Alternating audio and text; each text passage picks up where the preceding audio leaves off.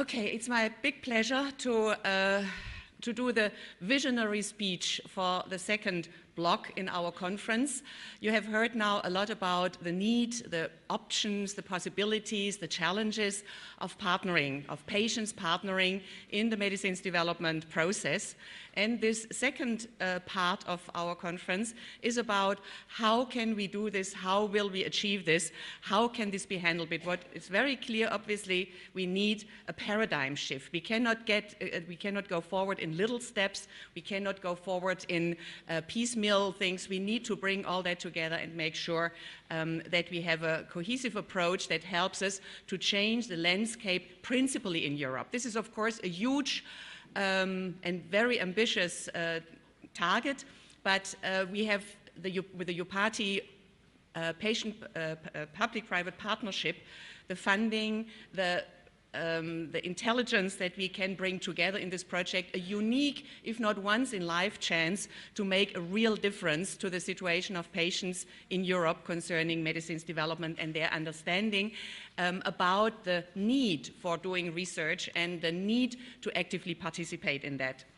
I'm here because in EFGCP, we had a couple of years ago decided that we also EFGCP is talking and is a facilitating organization to bring all stakeholders involved in medicines development together. And right from the beginning, 20 years ago, it was clear that we want and need to have the patients at the table as well. But it took a couple of years before we could achieve that. But we managed to achieve this by creating a new working party together with Egan. And Ysbrand Portman was the driver from that end very much, and Cor Oosterwijk and Kees Metz to bring together a working party on patients with the topic Patients Roadmap to Treatment. And it became very clear very early in this working party that the only way to make a substantial change is that there is a bigger number of patients who have the knowledge, the necessary knowledge about medicines development to bring this topic over to a much broader audience.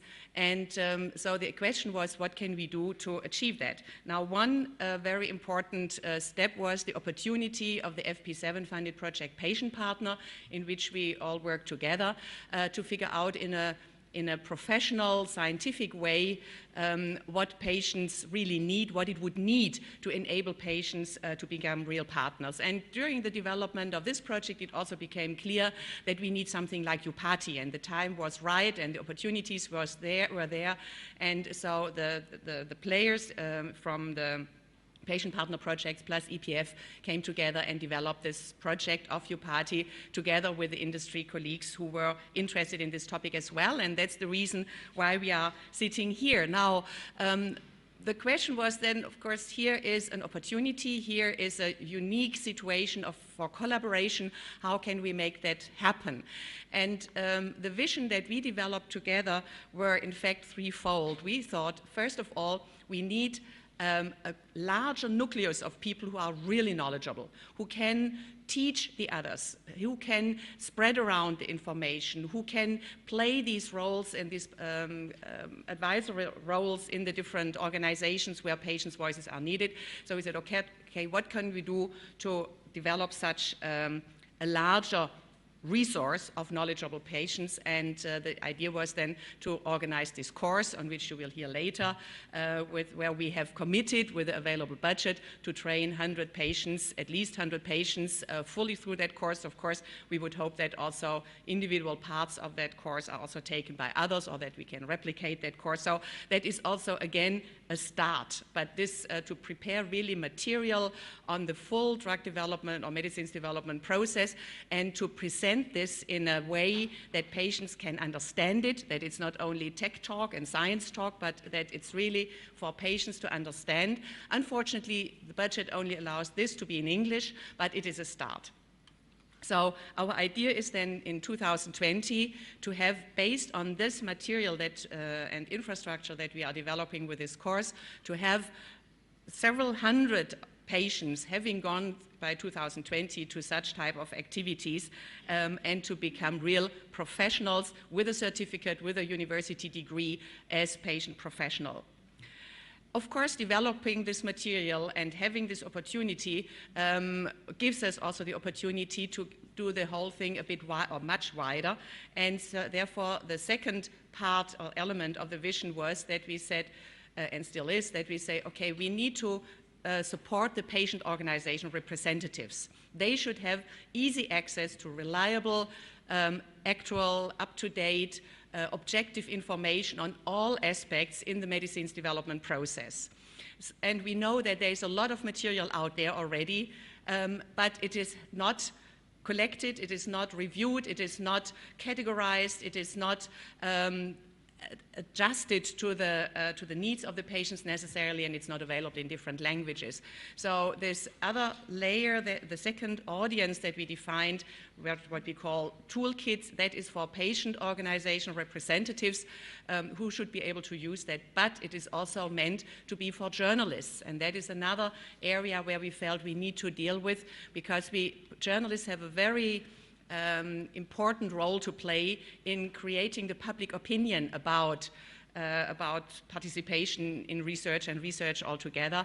And we also see in many countries that journalists often lack honest, objective, good information about the drug development process, and the information that some of them give is more emotional than anything else and not really helpful for patients who are anyway already in a very difficult situation and have fears and insecurities. So this toolkit in our audience 2 will hopefully be able by 2020 to be a help to thousands and thousands of patient representatives, journalists, people who are more intensively interested in the type of information that we can provide. And the third area is the patient at large, the carers, all those who are involved or may be involved or have been involved or are simply interested in medicines development. And for those, we have our audience 3, which is going to be a very large database, a Wikipedia-type database, where a lot of information will be available, routinely supervised and translated into many different languages. So hopefully by 2020, we will have thousands of people all over Europe who will be able to tap on that resource. And personally, my idea is always, when I think about paper tissue, I think Kleenex. And what we would like to achieve is that people who think about information about medicines development think about UPATI. And if we have achieved that, then we have really fulfilled our task that we have here and our mission. But it is also very important that we reach out to those patients who have difficulties with reading, for example, who have difficulties with getting information that is easily available to us who have the internet and have the possibility to travel. So it is one of UPATI's missions to find ways, methods, tools to also reach those type of patients with the information that we want to provide to them. So it is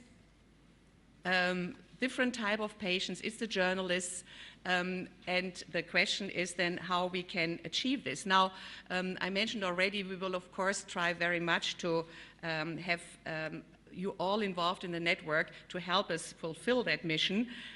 We will specifically have to work with finding ways how to involve journalists in an objective, helpful, relevant way to them. But we also hope that we will be able to find famous people in a type of what we call ambassador program to help us raise awareness, who help us talk about the project on a European and on a national level. So we are going to work out an ambassador program plan. So also here, we hope that by 2020, we will have a couple of famous, important people helping us with their personality, with their story, with their own weight to raise the awareness and the usage of our project. You will hear about our approaches in more detail, but what I would like to do in the second part of my presentation, or presentation of my speech, is telling you about why I am personally so much involved in that and why I'm so engaged in it. And as Virginie said already, I'm a physician, and my original plan when I was 13 was to become a physician for the countryside general medicine, and I managed over years to be there. And when I was finally at the countryside with my farmers and the sheep and geese and cows around me, I realized that it was really, really difficult to come to satisfying treatments, and that a lot of diseases could not be treated yet, and that it's really, really necessary to find more treatments, better treatments, new treatments for many, many of the diseases. And I mean, let's be clear, still nowadays 60% of the diseases cannot be healed. They can be treated concerning symptoms, but they cannot be healed. So there's still a long way to go, and I decided that I can probably do more efficient work if I go into clinical research, join pharmaceutical industry, because that was the place, and probably still is the place, where you can learn that in the fastest way. And I enjoyed that very much. It's a very international environment. It's a very inspiring environment. I wanted to have a job where I learn every day something new. I got that until today. So I never regretted to have made that way. But in the middle of my whirling and my activities, I also did my annual check with my gynecologist, and he found an advanced breast cancer. And you can imagine that really pulled the floor off my feet, under my feet away. I was in a complete emotional turmoil. My brain stopped working. I didn't know anymore anything what I knew about breast cancer. I had been treating patients with breast cancer before, but that all didn't count anymore. It was all different for me, and I didn't know anymore what to do. I had then to undergo surgery, didn't know whether I would survive, how long I would survive, whether I would be able to go back to work, whether I could do my job, whether I would be, of course, back to my family. I had a little daughter. It was an absolute catastrophe. And this situation of not knowing what to do, how to do things, how to bring things forward, caused me an enormous amount of stress. And there was one moment during my hospital stay where I realized that I will probably not die from that. And that brought my brain back into a working mood. And I started to become very actively thinking about what I can do. My first reaction was, take away whatever you can, do the most radical surgery and treatment, just get rid of this cancer under all circumstances. So I deliberately and actively did that. Then I started again to think about what treatment options are there. And there I realized for the first time how helpful it was that I'm a physician doing clinical research, because I could speak with my doctor on eye level about the best treatment options. That was an enormously wonderful feeling of power, getting power back, getting control back over my life and what's happening with me. And so I experienced that at that stage for the first time, just to be able to rationally discuss the different therapy options and what that means. And then what happened was I had to undergo the staging, so checking whether I had already metastasis or not, and then I had to do a second surgery, and I got the first chemotherapy then there. And so I spent altogether 3 weeks in that hospital. And however it happened, there were about 30 other women who had more or less similar problems, and they all learned over time that I'm a physician who understands approximately what's going on here. So I had my ambulance there, so to say. They came with their letters, with the information that they got. Can you help us? Can you explain what that means? What does really this diagnosis or this stage now mean for me, etc.? And there I realized how privileged I was, because I had that knowledge about how to develop new treatments and what it means to participate in a clinical trial and what it means to do a risk-benefit assessment in each individual case. And there I realized that if we want to help patients really, we need to make sure that we find ways that they know more from a reliable and honest resource about their options and the possibilities they have. Because the other thing I had realized was that when I was a physician, I told my patients, of course, what they should do and what would be the best treatment. And I saw these big eyes, and I saw that it goes in here and goes out there. But when I said this as a patient, and when I was sitting together with them as a patient and explained them also my case and their case, their mind was much more open, and it seemed to be much more valuable information that they received from me as a patient than from me as a physician. And all these experiences really influenced me when I was thinking about what your party could do, how your party could achieve what we want to achieve. And it was very clear that if we want to achieve something, the information has to come from patients. Patients believe patients, and that was also a very important result from the Patient Partner Project. We have data on this. Patients believe patients. So we need to enable more patients to really understand the medicines development process, to be able to give advice to their patient members in their patient organizations, to fulfill the roles in the different committees that we were talking about, and to give reasonable advice to the competent authorities and pharma companies how to develop the drugs more meaningfully and relevantly. So I hope very much, and this is my vision after a successful Your Party project, that in the year 2020, we will have millions of people in Europe who are able to get faster back into control about over their health situation, because they know that they can talk to patient representatives who are knowledgeable, they can trust, who have optimal knowledge about that situation, and who can really help them on an individual basis. Thank you very much for your attention.